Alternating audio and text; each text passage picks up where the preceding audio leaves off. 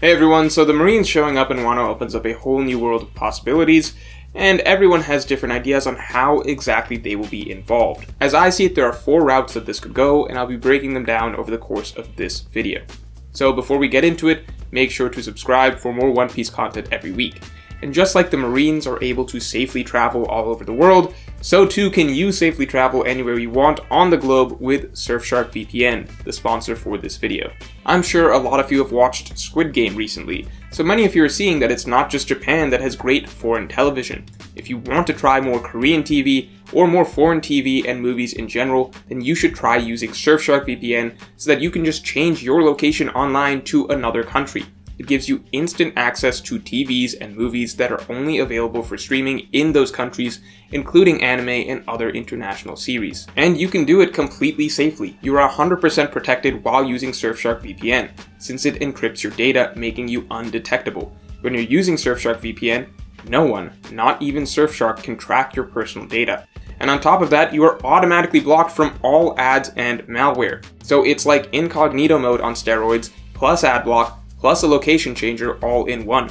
Completely safe, completely invisible, no ads, and you can travel virtually anywhere on the globe. And the best part is you can get Surfshark for 83% off and 3 months free today by using my code MORGE. The link is in the description below. You get a 30-day money-back guarantee, so you have literally zero risk. Just click the link in the description below. So all that aside, the first thing I have to acknowledge is that it is not yet confirmed that the ships we see approaching Wano are Marine ships, and not just general world government ships. There is a difference. We see Cypherpole and the World Nobles travel on world government ships, but these are very rare in the series. I'm gonna go with the safer assumption for the purposes of this video, which is that these are Marine ships, considering that is the main military force of the world government. I don't know if the world government would send just Cypherpole alone to claim an entire nation, especially one that they view to be as strong as Wano. And in general, the discussion prior to this has been about sending specifically Marine forces to Wano. So even though CP0 are the ones we see communicating so far, I think that makes sense considering they are the intelligence arm of the world government, whereas the actual military force, in my opinion, they would still be the ones that would be likely to be sent, right? The Marines. So the 4 ways that this could go. The first option I'll very quickly get out of the way is my long-running belief that the Straw Hats could be defeated here. For a long time I've said that I believe that the Marines will show up in Wano, as that has always been my go-to argument when people ask me how there could be a second half to the Wano arc if the raid fails. After all, wouldn't the Beast Pirates and the Big Mom Pirates just wipe out the rest of the Straw Hats and their allies? And I've always said that wouldn't be the case if the Marines intervened, as was hinted at before Act 3 began, as that would give Kaido and Big Mom a bigger problem to deal with than hunting down and eliminating the scattered Wano Alliance remnants. Now, you might say that the Marines are only here to act if Kaido is actually defeated, but at the same time, we've had multiple instances of Akainu trying to hold back the Marines from going to Wano in the first place, with it ultimately happening anyway. So in my opinion, just because we're getting this statement now doesn't mean that some new factor can't warrant the Marines trying to take Wano even if Kaido isn't defeated here, because for a long time, Oda has been playing this game of hinting the Marines will interfere with Wano, and then holding them back, and then hinting they will interfere, and then holding them back, etc. To me, the important point is that they are finally here, so now the potential is there for them to interfere, and potentially make for a diversion for the Straw Hats to get away, should the Straw Hats be defeated here. But I know most people believe the arc does end here, then the raid will not fail, so the next 3 options I'm going to give will be addressing this situation, assuming that this Onigashima battle is the end of the arc. So, option number 2. Is that the Marines are here to help fill out the rest of the matchups for the Straw Hats. So far, Brook, Chopper, and most notably Usopp have not gotten fights yet. I say most notably Usopp because it is very, very rare for Usopp to be involved in a major arc and not have a fight or at least a very significant highlight scene that is important for his character. And so far in Onigashima, Usopp has gotten the least shine. He did shoot Kibidangos to convert gifters, but that was kind of just doing the absolute basic of what we would expect Usopp to do. For the majority of the Onigashima battle, Usopp has been fairly low-key and had no real combat moments. Brook and Chopper haven't really had fights either. Brook did beat a number, and he provided an assist to Robin, but nothing really important for himself. Chopper did resolve the Ice Oni situation, but doesn't seem set up to get a 1v1. So all of these things could mean nothing, since it's possible that Chopper just isn't supposed to get a fight, and his moment for the arc was just the Ice Oni situation, It's possible Usopp is just not going to get any focus in Wano, since maybe he's going to be extremely important in Elbaf. And lastly, it's possible Oda just doesn't feel like giving Brook a 1v1, because would basically be the same as pretty much every other arc Brook's ever been in. However, with the Marines here, and CP0's interest in capturing Nico Robin, there is now potential for these three Straw Hats to get their matchups. On one hand, Brook is protecting Robin at the moment, so he may be involved in a matchup against the CP0 members in Onigashima itself. And there is another CP0 member there as well, who could potentially provide a matchup for Chopper if Oda does want to do more with Chopper than just the Ice Oni situation. And finally, with the Marines approaching from a distance, the potential is definitely there for Usopp to do some long-distance sniping and maybe hold off some enemies from interfering with the battle. Now the tricky part is two things. First, Oda does generally like the final battles to play out in a kind of neat domino effect, where all of the individual opponents for the Straw Hats get beaten back-to-back consecutively. It would be a little odd to me for Oda to have finished several of the 1v1s for the Straw Hats against the Tobiroppo, and then be, partway through Luffy, Zoro, and Sanji's fights, and then start a fresh batch of fights at the same time for Brook, Chopper, and Usopp. I don't think it would necessarily be that strange, but it is definitely a little out of the norm, where Oda likes to, set the lineups of all the matchups first, and then have everything play out. Versus the scenario of, I guess, setting up and finishing a lot of the fights, and then having new opponents introduced and new matchups being set. But again, it's not that strange. I could see it happening. It's just the other tricky part about it, though, would be on Usopp's end, so fending off the Marines. That becomes a lot more complicated depending on who exactly the Marines send. Because here's the thing, if the Marines are being sent to Yonko territory with the hopes of claiming that territory, and on top of that, that territory in question is Wano, which the Marines are wary of in general regardless of the Yonko, then my guess is that they're probably going to send some serious firepower Wano's way. Yes, the statement we got is that their intent is to make a move if Kaido is defeated, but even in the best case scenario they're imagining of wiping out the remnants of a Yonko crew, plus the remnants of a giant alliance of supernovas, plus the remnants of an army of samurai that they're already worried about, then my guess is the Marines heading Wano's way are very, very strong. Even if they are a cleanup crew, they would have to be a very strong cleanup crew to be sent over to Wano.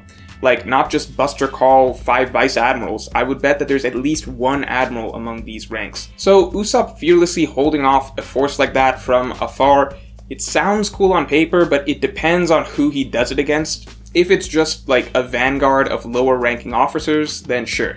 Maybe that would be cool to see. But really that brings us to the third reason for the Marines being here, which can in fact be consistent with the previous purpose of giving the Straw Hats more matchups, which would be to give us another round of antagonists and battles post Kaido and Big Mom. So this is something I've seen people talking about, of the Straw Hats getting new fights, maybe more difficult fights after the Tobiroppo against the Marines, or CP0 members. I've seen people referencing Thriller Bark as a precedent, as an example of Moria being the main villain and then Kuma acting as essentially a second hidden boss at the end. And this works with the idea that the Marines were brought in so that Brook, Chopper, and Usopp could get matchups, since maybe all the Straw Hats will be getting new matchups after this. I personally really don't like this route, as it feels like very messy storytelling to me, personally, as we've been following a very long storyline with a lot of setup for everything to come to a head against these two villains, Kaido and Big Mom, and their organizations in particular, with the story really built on that conflict, and really not just the Wano arc itself, but everything preceding it, from Punk Hazard to Dressrosa to Whole Cake Island to finally taking on Kaido and Big Mom. It would feel very crude and forced to me to subvert that by sweeping the Beast Pirates under the rug and making it really about the Straw Hat Alliance against the Marines, or CP0. It just doesn't feel congruent with the story of Wano and what it's been about. And it doesn't really fit the Thriller Bark parallel, as first of all, the Kuma situation wasn't like suddenly introducing a whole new set of matchups and battles for the Straw Hats to win after the main conflict of the arc was resolved. The reality is, Kuma was a figure that was simply a final bonus, like, test of spirit and resolve for the crew that wasn't even meant to be defeated. Oda didn't really complicate Thriller Bark by tacking on a bunch more fights after all the main fights. No, the Moria battles were the main battles. So it's not really the same thing at all to the Straw Hats fighting the Marines after the Beast Pirates. And on top of that, in general, Oda aims for very, very clean finishes to all of his major arcs. So storylines that are, kind of the conclusions to major sagas like an Arlong Park, and Alabasta, and Enies Lobby, and Dressrosa, etc., it's generally supposed to feel like a very big victory when that final boss and his subordinates are defeated, and all the conflict is resolved. the final obstacle was overcome, and it's just a very cathartic, clean feeling. Thriller Bark is a rare exception that had this added twist of Kuma at the end because it could afford to. Thriller Bark was not a particularly significant or high-stakes saga in the grand scheme of things.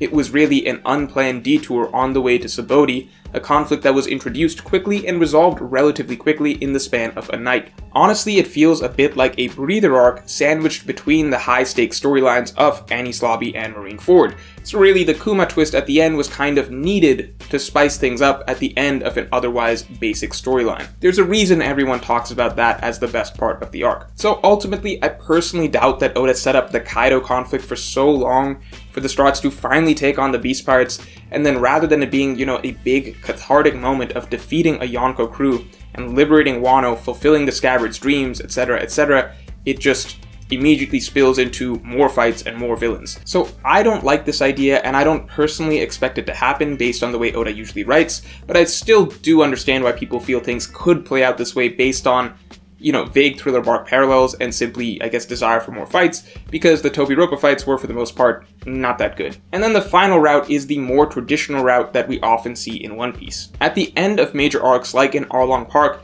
and Alabasta, and Enies Lobby, Dressrosa, etc., Oda ends these big storylines the same way. First, the Straw Hats defeat the main villains of the arc. Then there's a celebratory period where they get to enjoy their victory. And then finally they have to leave the island because the Marines come in to capture them and the Straw Hats have to escape. So, this scenario of there being a big final battle going on and the Marines waiting in the sidelines isn't exactly new. Now, in the past, there's always been some wiggle room, however. In Arlong Park, the Marines were so weak that the Straw Hats essentially easily sent them packing. In Alabasta, the nation itself was already part of the world government, so the Alabastan government hid the Straw Hats from the Marines, and then ultimately Mr. Two and such helped them escape. In Enies Lobby, it was literally Luffy's grandpa who showed up to capture them, so obviously they got some serious leeway there. And in Dressrosa, it was Fujitori's easygoing nature and leniency that held him back from trying to capture the Straw Hats for a while. But this in Wano is definitely different, isn't it? This time the Marines are being sent with the goal not just to capture the pirates, but to take the entire nation of Wano. So this time it's not just the Straw Hats that need to escape, the Marines themselves need to be turned away. I've heard people say that maybe the Wano samurai stopped the Marines from entering Wano and turned them back. I'm not 100% sure about that, since the strongest samurai in Wano should be fighting in the Onigashima battle already. And if the Marines sent their best forces, then they would crush any of the normal samurai that might line up to defend Wano at the shores. However, even though I said that I don't think the Straw Hats will get more fights, I think it's entirely possible that after defeating Kaido and the Beast Pirates, what we may get instead is simply a confrontation with the Marines, where the victorious Straw Hats, the Supernova Alliance, and remaining forces of Wano face off against the Marines and basically make the Marines realize that it is not a good idea to try and take the country right now. Now, that might sound weird, but what I'm saying is that the Marines may be coming in only really worried about the Beast Pirates. They may not understand how strong the Straw Hats have become till they see it with their own eyes, that the Straw Hats have defeated the Beast Pirates straight up, and that Luffy actually defeated Kaido. So essentially the Marines are coming in thinking that they got lucky, and can steal Wano from a Yonko crew that has fallen apart. But upon arrival, they may be met with the realization that there is now a new Yonko crew standing in its place, and it is backed by all of Wano as well as other supernovas. I personally like this idea, as if this is the final battle, then I like the idea that this arc would be the arc that the Straw Hats simultaneously ascend to Yonko crew status. This would be the arc that the Straw Hats finally have an island under their protection and the world government realizes it has to leave Wano alone because the island is now under the Straw Hats' protection. And it would be the arc that finally marks Luffy as one of the quote-unquote great pirates, in that finally the arc would end, with the Straw Hats no longer having to run from the Marines. Rather, the Straw Hats themselves are now a deterrent to the Marines, and the Marines have to turn away. So essentially, I don't like the idea of everyone having to get more fights against the Marines after all this. I would prefer if a display of force is enough. If the Straw Hats and their alliance comes out of this whole battle seeming powerful enough that the Marines realize they can't just swoop in like vultures and claim Wano after Kaido has fallen. If the Marines now have to treat it as though Wano has simply fallen under the protection of a new Yonko crew. So if you enjoyed this video, then definitely like, comment, and subscribe, and you can support me on Patreon for my extended thoughts on this and all future topics. And remember, you can get Surfshark today for 83% off and 3 months free using code MORGE, link in the description below.